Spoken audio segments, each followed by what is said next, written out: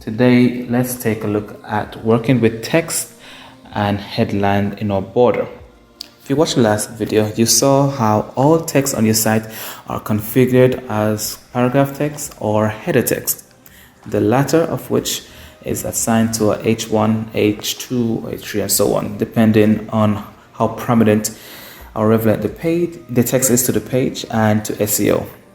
Here on homepage of electrician template, let's look at how we can make change to pre-existing text on the page. Our first row, we have both header and body text. Let's say we want to add some text to our small paragraph here.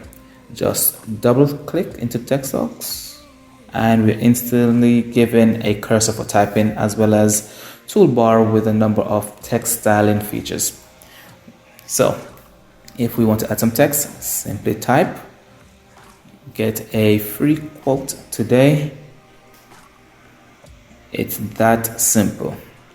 Now let's highlight our text and we can then change anything we want right here.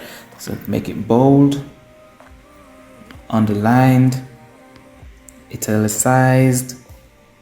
We can increase the size. Let's bump this up to like 18. We can make individual fonts right here. We can change the fonts right here. We can change the font weight. We have paragraph settings such as left, right, and center, justification, and line height. Right here is where we add a link. So if we wanted, we can highlight any selection of our text, click our link prompt, and direct people to any interior page or external page or anchor or contact method or anything we want. So there are lots of options right here that you can use at your fingertips. Next, go into header text, electrician services. Similar toolbar, only difference is additional drop down of header classification. As you guess, this electrician service is the largest text in view, very prominent, very relevant, and important to global search. So this has been classified as H1. But with this H1, we can reclassify it as any classification we want. For example, we just change it here to H1, H2, we can reset it now. Now let's add some new text to the page.